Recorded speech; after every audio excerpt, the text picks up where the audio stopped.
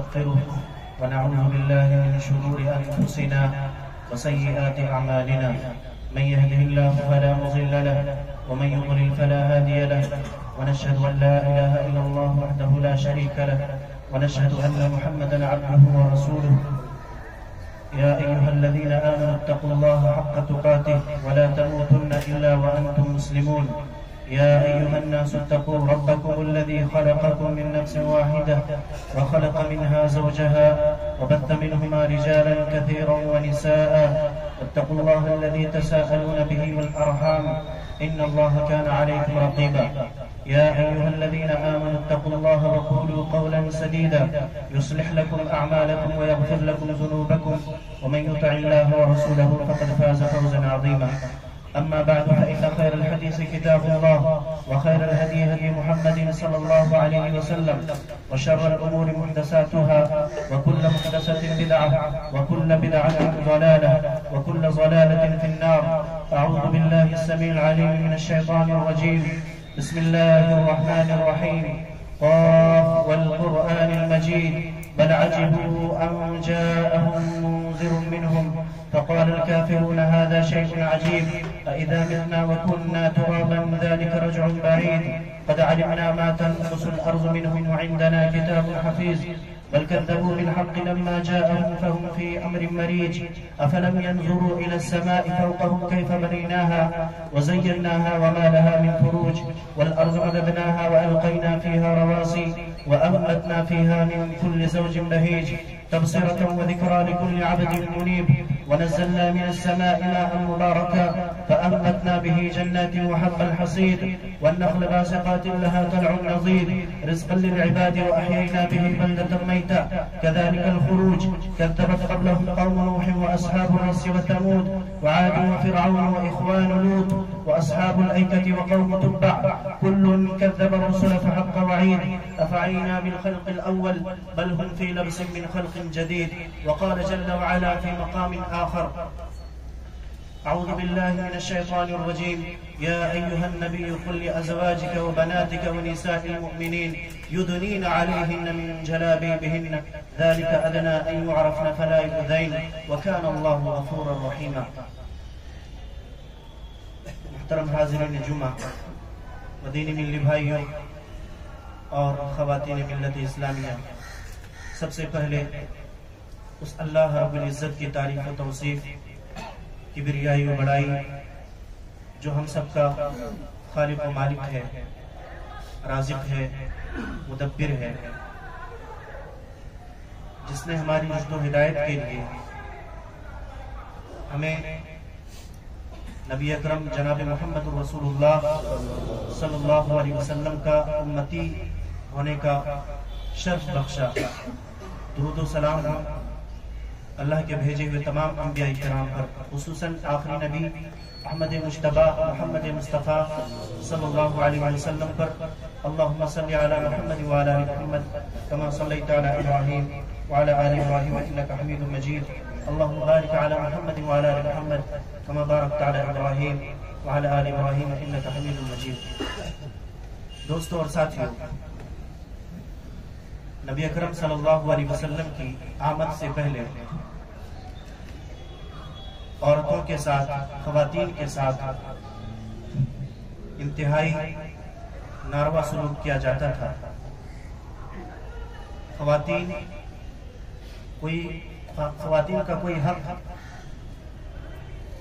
تصور نہیں کیا جاتا تھا اور یہی نہیں بلکہ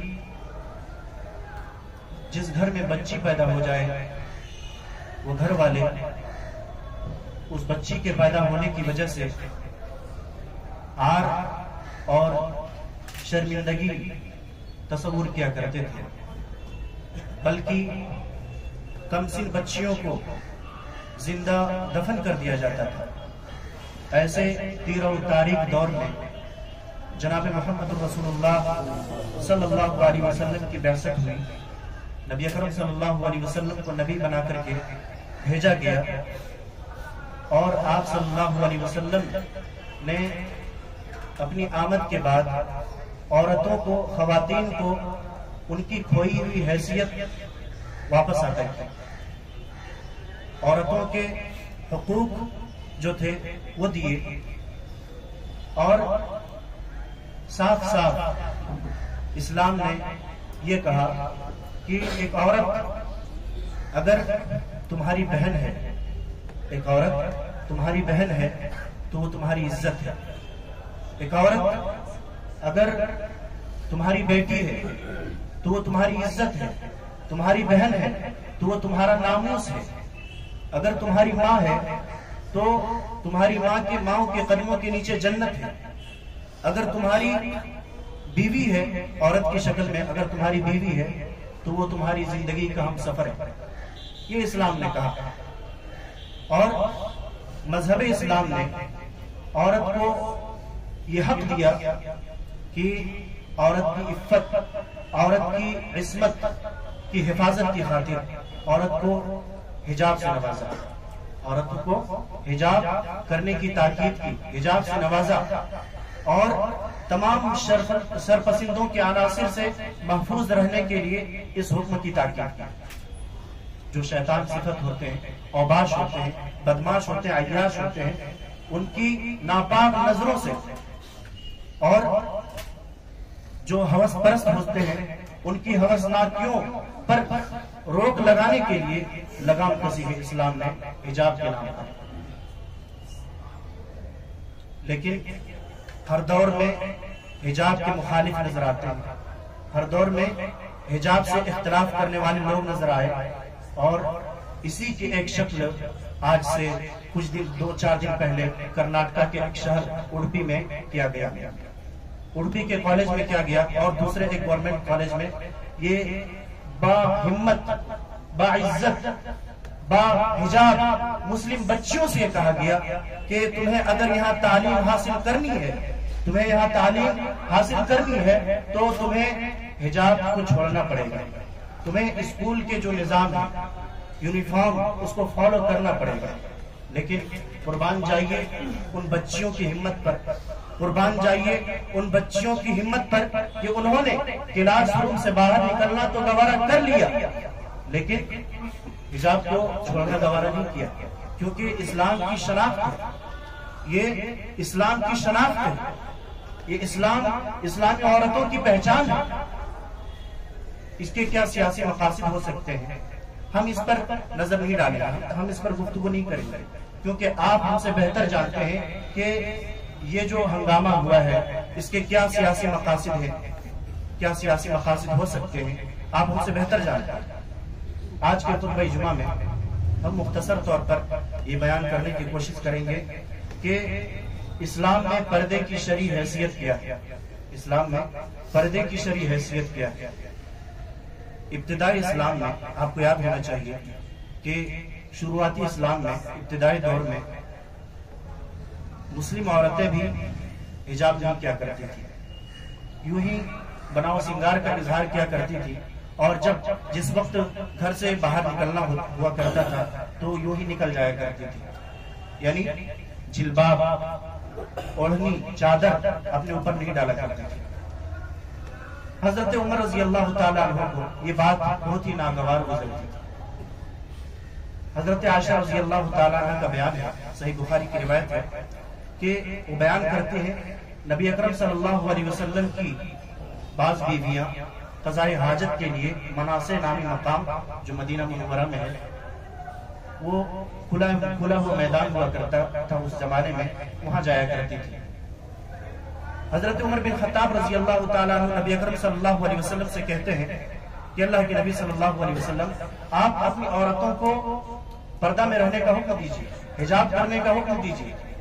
چونکہ آسمان سے وحی نازل نہیں ہوئی تھی، اس وجہ سے نبی اکرم صلی اللہ علیہ وسلم نے حجاب یعنی با پردہ رہنے کا حکم نہیں دیا عورتوں کو.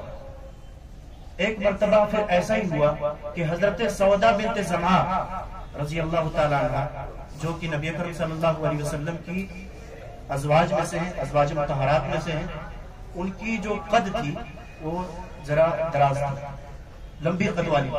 حضرت سودا بنت زمعہ وہ بھی باہر نکلی ہوئی تھی. عشاء کے بعد حضرت عمر بن خطاب رضی اللہ تعالیٰ عنہ انہیں پہچان لیتے ہیں اور مخاطب کر کے کہہ دیتے ہیں اس حرص سے کہ نبی اکرم صلی اللہ علیہ وسلم پردے میں رہنے کا حکم دے دیں. کہتے ہیں کہ میں نے تجھے پہچان لیا کہ تم سودا بنت زمعہ ہو، نبی اکرم صلی اللہ علیہ وسلم کی بیوی ہو. کس لیے کہا حضرت عمر بن خطاب نے؟ تاکہ نبی اکرم صلی اللہ علیہ وسلم پردے میں رہنے کا حکم دے دیں. تو آیت حجاب نازل ہو گئی. حضرت عائشہ رضی اللہ تعالی عنہ سے یہ بات مروی ہے کہ عمر بن خطاب رضی اللہ تعالی عنہ برابر نبی اکرم صلی اللہ علیہ وسلم سے یہ کہا کرتے تھے یا رسول اللہ یدخل علیک البر والفاجر. آپ صلی اللہ علیہ وسلم کے گھر میں نیک آدمی بھی داخل ہوتے ہیں، یدخل علیک البر والفاجر، اور فاسق آدمی بھی، فاجر و فاسق آدمی بھی داخل ہوتے ہیں. چنانچہ آپ صلی اللہ علیہ وسلم یہ کیجئے کہ آپ اپنی عورتوں کو حجاب میں رہنے کا حکم دے دیجیے. تو اس وقت اللہ رب العالمین نے آیت حجاب نازل کی. اللہ رب العالمین نے فرمایا یا ایھا النبی قل لازواجک وبناتک ونساء المؤمنین یدنین علیہن من جلابیبہن ذلک ادنی ان یعرفن فلا یؤذین وکان اللہ غفورا رحیما. اے نبی، آپ اپنی عورتوں سے، آپ اپنی بیٹیوں سے اور آپ مومنین کی عورتوں سے کہہ دیجئے یا ایھا النبی قل لازواجک وبناتک ونساء المؤمنین یدنین علیہن من جلابیبہن، کہ وہ اپنے اوپر اوڑھنی کو ڈال لیں، جلباب، یدنین علیہن من جلابیبہن، جلباب میں لپٹ جائیں. جلباب کسے کہتے ہیں؟ جلباب اس چادر کو کہتے ہیں جو سر سے لے کر پیر تک ڈھانپا جائے. جس چادر سے سر سے لے کر پیر تک ڈھانپ جائے اس چادر کو کیا کہتے ہیں؟ جلباب کہتے ہیں. یدنین علیہن من جلابیبہن ذالک ادنی ان یعرفن فلا یؤذین وکان اللہ غفورا رحیما. یہ جب یہ طریقہ ہوگا تو وہ پہچان لی جائیں گے کہ مسلم خواتین یہ اسلام کی بیٹیاں ہیں. فلا یؤذین، ان کو تنگ نہیں کیا جائے گا. وکان اللہ غفور رحیما، اور اللہ رب العالمین مہربان ہے، غفور رحیم ہے. اس آیت کریمہ میں جلباب کا تذکرہ ہوا. جلباب کا جو مفہوم ہے ہم نے آپ کو بتلایا. پردہ کرنے سے پہلے آپ اس آیت کریمہ پر بھی غور کیجئے کہ اللہ رب العالمین نے مومن مردوں کو حکم دیا کہ قل للمؤمنین یغضوا من ابصارہم ویحفظوا فروجہم ذالک ازکی لہم. اللہ رب العالمین نے مومن مرد کو حکم دیا قل للمؤمنین یغضوا من ابصارہم. اے نبی، آپ مومن مرد سے کہہ دیجئے، مومن مردوں سے کہہ دیجئے یغضوا من ابصارہم، کہ وہ اپنی آنکھوں کی حفاظت کریں، اپنی نظر کو نیچی رکھیں، اپنی نظر کو نیچی رکھیں. وَيَحْفَظُوا مِن فُرُوجِهِمْ، اور اپنے شرمگاہوں کی حفاظت کریں. ذَلِكَ أَزْكَىٰ لَهُمْ، یہ ان کے لیے بہتر ہے، یہ ان کے لیے بہتر ہے. ان اللہ خبیر بما یصنعون، اور اللہ رب العالمین جانتا ہے جو کچھ یہ لوگ کرتے ہیں. اللہ رب العالمین نے اس آیت کریمہ میں مومن مردوں کو حکم دیا، لیکن مومن مردوں کا جہاں بھی حکم ہے وہاں عورتیں بھی شامل ہوتی ہیں. وہاں عورتیں بھی بالعموم، عمومی طور پر عورتیں بھی شامل ہوتی ہیں. لیکن عورتوں کو خاص طور پر اگلی آیت میں غض بصر کا حکم دیا. اپنی نگاہوں کی حفاظت کریں، وہ اپنی نگاہوں کو نیچی رکھیں. عورتیں فرمایا وَقُلْ لِلْمُؤْمِنَاتِ يَغْضُضْنَ مِنْ أَبْصَارِهِنَّ وَيَحْفَظْنَ فُرُوجَهُنَّ وَلَا يُبْدِينَ زِينَتَهُنَّ إِلَّا مَا ظَهَرَ مِنْهَا. فرمایا کہ اے نبی، آپ مومنہ عورتوں سے کہہ دیجئے کہ یغضضن من ابصارہن، کہ وہ اپنی نگاہوں کو پست رکھیں، اپنی نگاہوں کو نیچی رکھیں. وَيَحْفَظْنَ فُرُوجَهُنَّ، اپنی شرمگاہوں کی حفاظت کریں. وَلَا يُبْدِينَ زِينَتَهُنَّ إِلَّا مَا ظَهَرَ مِنْهَا، اور اپنی زیب و زینت کو ظاہر نہ کریں، اپنے بناؤ سنگار کو ظاہر نہ کریں، مگر جو خود بخود ظاہر ہو جائے اس میں کوئی حرج نہیں ہے. اور آگے اللہ رب العالمین نے کن سے پردہ کیا جائے اور کن سے نہیں کیا جائے ان کا ذکر کیا. اللہ رب العالمین نے بیان فرمایا کہ وَقُلْ لِلْمُؤْمِنَاتِ يَغْضُضْنَ مِنْ أَبْصَارِهِنَّ وَيَحْفَظْنَ فُرُوجَهُنَّ وَلَا يُبْدِينَ زِينَتَهُنَّ إِلَّا مَا ظَهَرَ مِنْهَا وَلْيَضْرِبْنَ بِخُمُرِهِنَّ عَلَى جُيُوبِهِنَّ. اور ساتھ میں مومنہ عورتوں کو حکم دیا کہ اپنی چادر کو اپنے سینے پر ڈالے رکھیں. وَلْيَضْرِبْنَ بِخُمُرِهِنَّ عَلَى جُيُوبِهِنَّ وَلَا يُبْدِينَ زِينَتَهُنَّ إِلَّا لِبُعُولَتِهِنَّ، اور اپنی زینت کو، اپنے بناؤ سنگار کو ظاہر نہ کریں مگر اپنے شوہروں کے سامنے، او آبائهن، اپنے والد کے سامنے، او ابنائهن، اپنے بیٹوں کے سامنے، او ابناء بعولتهن، اپنے شوہر کے بیٹوں کے سامنے، او اخوانهن، اپنی بہنوں کے سامنے، او بنی اخواتهن، اپنی بہنوں کی اولاد کے سامنے، یعنی بھتیجوں کے سامنے، اور اسی طرح سے اگر خالہ ہے تو اپنی بہن کی جو بیٹیاں ہوا کرتی ہیں، بہن کی جو اولاد ہوا کرتی ہیں، بیٹوں یا بیٹیاں، ان کے سامنے. اسی طرح سے وہ مرد جن کے زنا کی طرف رغبت نہیں ہے ان کے سامنے، گھر میں کام کاج کرنے والے، ضعیف العمر.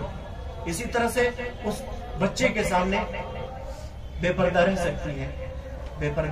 سکتی ہیں جنہیں شعور نہ ہو، جنہیں پردے کے بارے میں کوئی چیز معلوم نہ ہو، جو بچہ بھولا بھالا، جسے بھولا بھالا کہہ سکتے ہیں. اور آگے پھر وَتُوبُوا إِلَى اللَّهِ جَمِيعًا أَيُّهَا الْمُؤْمِنُونَ لَعَلَّكُمْ تُفْلِحُونَ، تم سب کے سب اللہ رب العالمین کی طرف رجوع کرو تاکہ تم لوگ کامیاب ہو جاؤ.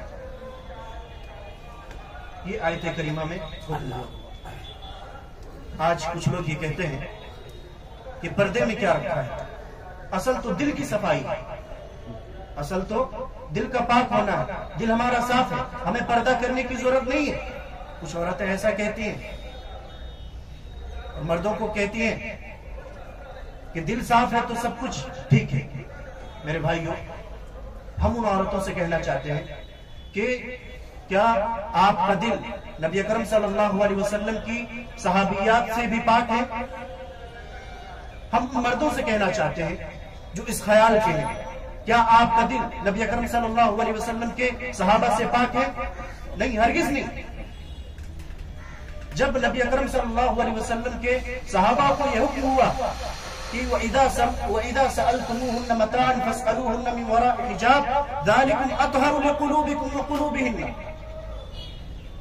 اے میرے صحابہ، یہ حکم ہوا کہ وَإِذَا سَأَلْتُمُوهُنَّ، جب تم امہات المؤمنین سے تمہیں کسی چیز کی ضرورت ہو، متاعاً کوئی سامان کی ضرورت ہو، فَاسْأَلُوهُنَّ مِنْ وَرَاءِ حِجَابٍ، تو تم اسے پردے کی اوٹ سے سوال کرو، پردے میں رہ کر کے سوال کرو. عورتیں پردے میں رہیں تب سوال کرو.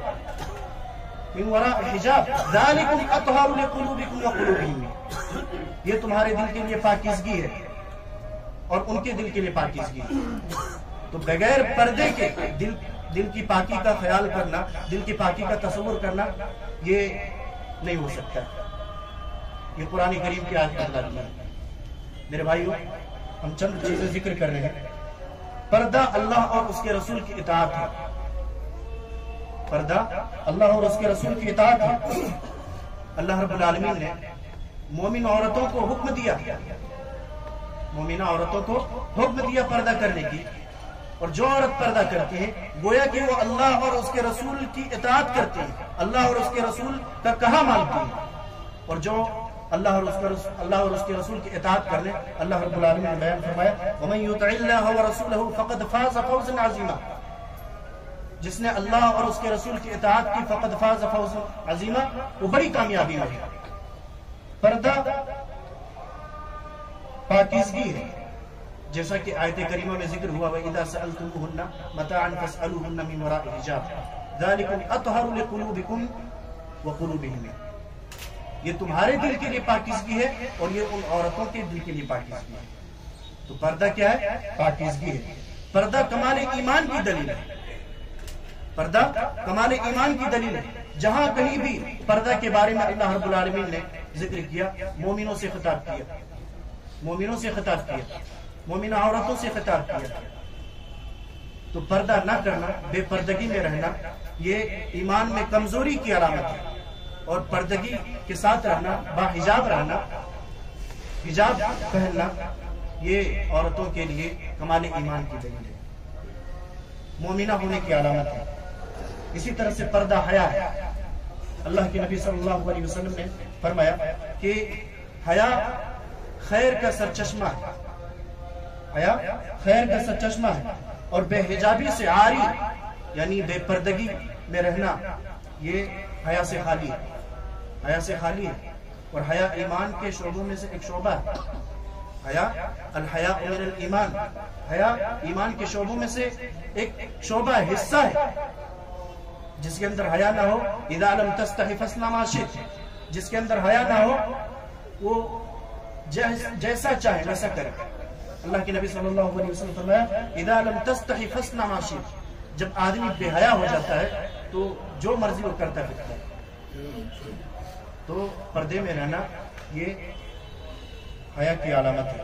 اسی طرح سے پردہ عورتوں کے لیے اوباشوں، بدماشوں، معاشرے میں جو لوگ ہوتے ہیں جو بری نظر سے عورتوں کو دیکھا کرتے ہیں، ہوس پرست لوگ ہوتے ہیں، ان سے حفاظت کا ذریعہ اللہ رب العالمین نے قرآن کریم کے اندر جو بیان فرمایا کہ یدنین علیہن من جلابیبہن ذالک ادنی ان یعرفن فلا یؤذین، جب یہ عورتیں پردہ کر لیں گی فلا یؤذین تو یہ پہچان نہیں جائیں گی، ذالک ادنی ان یعرفن، یہ پہچان نہیں جائیں گی، یہ مسلم عورتیں فلا یؤذین، تو ان کی طرف نگاہوں کو اٹھا کر کے دیکھنے کی ہمت نہیں ہوگی،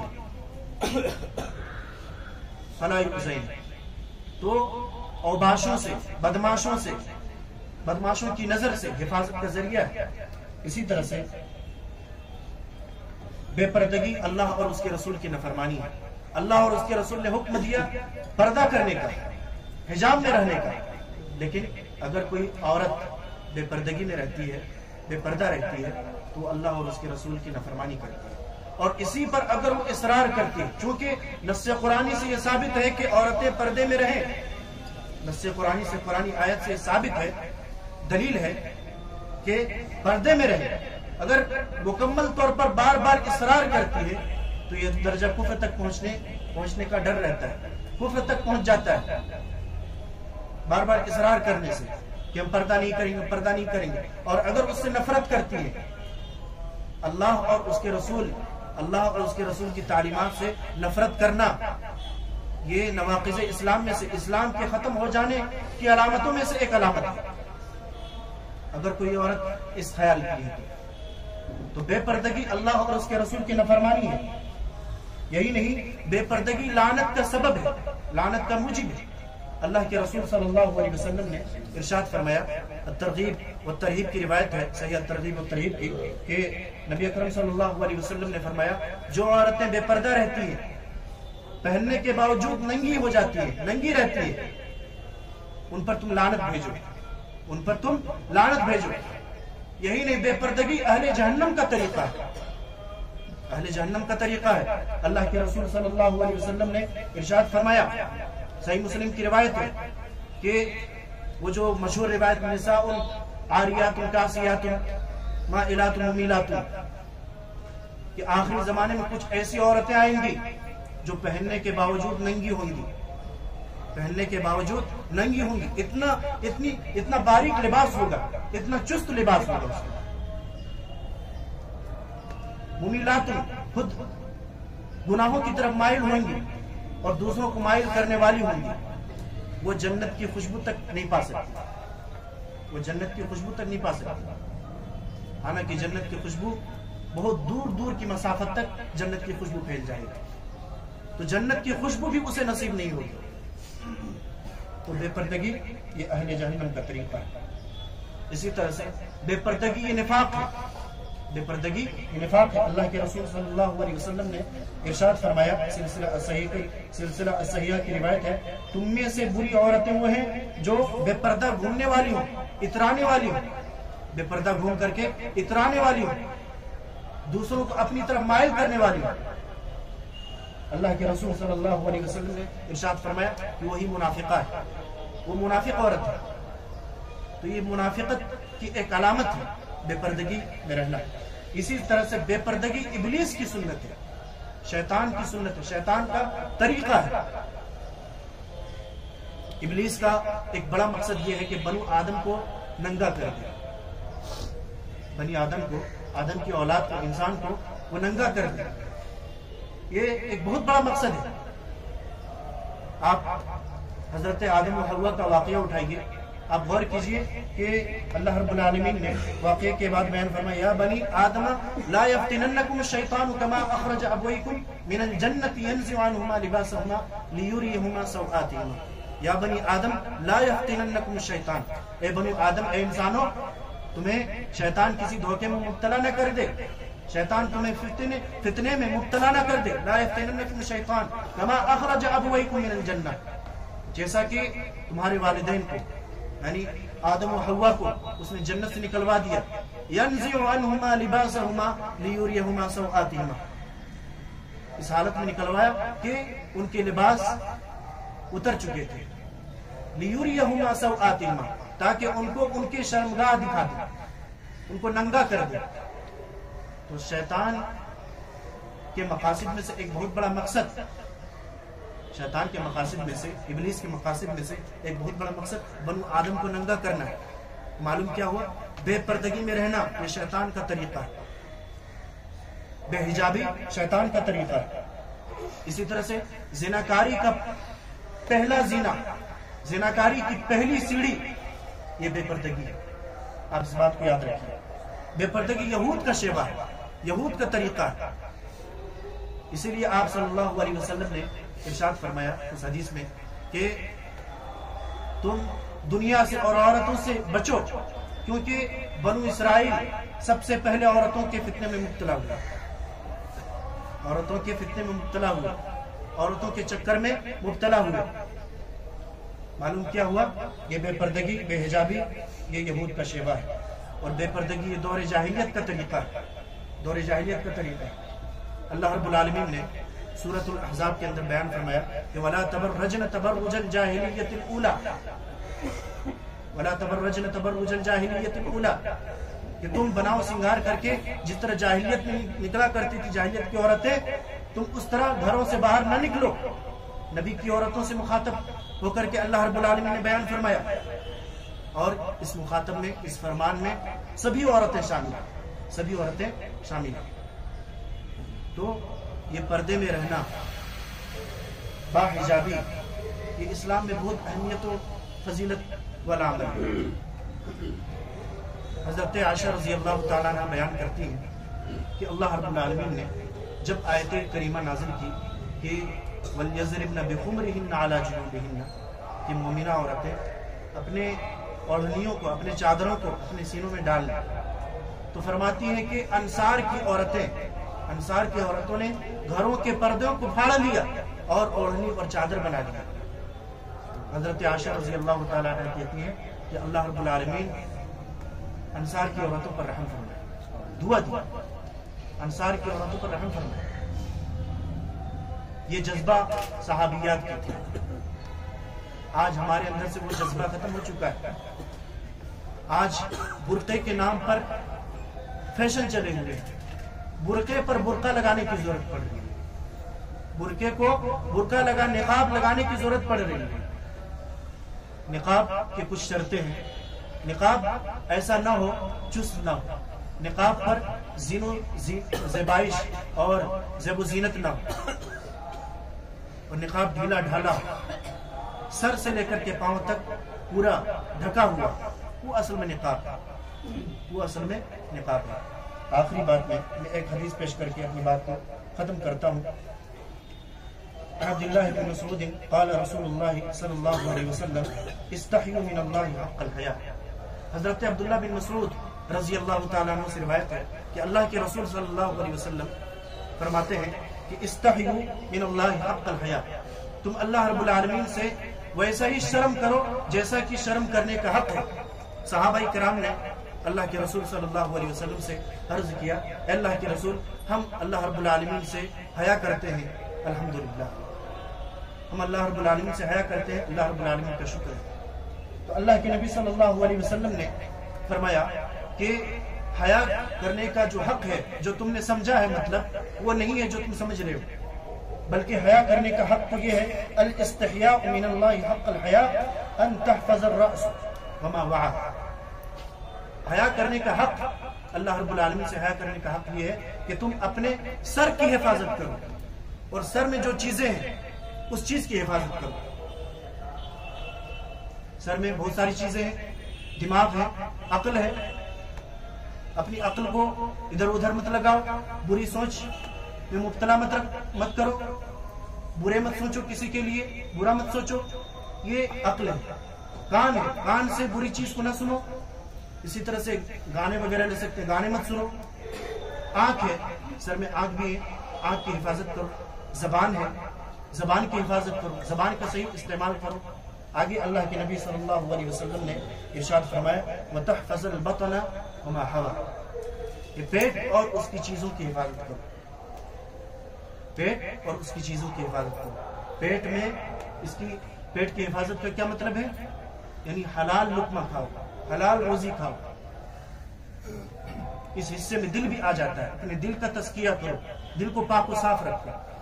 اور وَتَذَكَّرَ الْمَوْتَ وَالْبِلَا، تاکہ موت کو کثرت سے یاد کرو، اور اس دن کو یاد کرو جب تمہاری موت ہونے کے بعد تمہارے جسم سڑ گل جائے گا، تمہارے جسم سڑ گل جائے گا۔ موت کو کثرت سے یاد کرو۔ اللہ کے نبی صلی اللہ علیہ وسلم نے فرمایا کہ جن میں یہ چیزیں آ جائیں حقیقی معنوں میں وہی اللہ رب العالمین سے شرم کرنے والا ہے، حیا کرنے والا ہے۔ اللہ رب العزت سے دعا ہے کہ اللہ تبارک و تعالی ہمیں صحیح سمجھ کی توفیق دے۔ اللہ تبارک و تعالی ہماری مسلمان بہنوں کی حفاظت فرمائے۔ اللہ رب العالمین ہمیں جب تک زندہ رکھے اسلام پر رکھے، اور جب ہمارا خاتمہ ہو ایمان پر ہو۔ آمین۔ اقول قولی ھذا استغفر اللہ لی ولکم ولسائر المسلمین۔